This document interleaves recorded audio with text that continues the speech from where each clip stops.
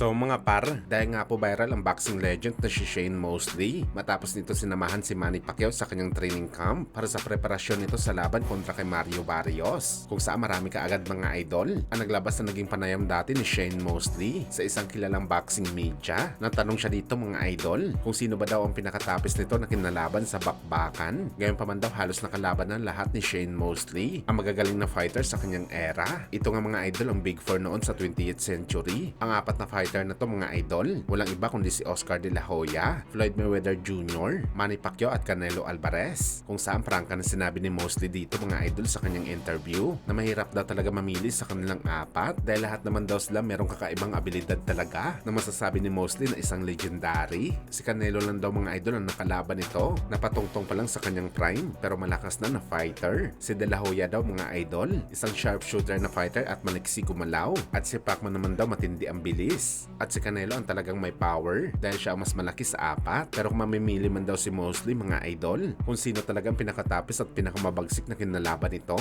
na nagpahirap talaga sa kanya ng gusto sa bakbakan, walang iba daw mga idol kundi si Manny Pacquiao. No mas daw talaga siya mga idol kay Pacman. Lahat daw kasi nang meron si Oscar De La Hoya, Mayweather Jr. at Canelo Alvarez na pinagmamalaki ng katangian sa bakbakan. Lahat daw yun na kay Manny Pacquiao na mga idol. Parang lumaban daw mga idol si Mosley sa apat na fighter nung kinalaban nito si Pacman. Unpredictable daw si Boss Manny. Para makina daw ito na hindi napapagod sa dikdikan ng bakbakan. Tandang-tanda pa daw ni Mosley mga idol na grabe ang kanyang preparasyon sa laban nito kay Manny Pacquiao. Ilang buwan daw siya nag-ensayo para sumabay sa galawan ni Pacman sa aktual na laban. Pero first time daw nangyari sa kanya mga idol na round 3 pa lang parang pagod na daw si Mosley. May parang nakipaglaban daw ito ng 12 rounds na bakbakan. Hindi lang daw kasi physical ang mauubos sa lakas mo sa bakbakan, pati daw mental state mo uubusin ni Pacman. Kaya si Manny Pacquiao daw talaga mga idol ang pinakamahirap na kinalaban nito sa kanyang buong professional boxing career.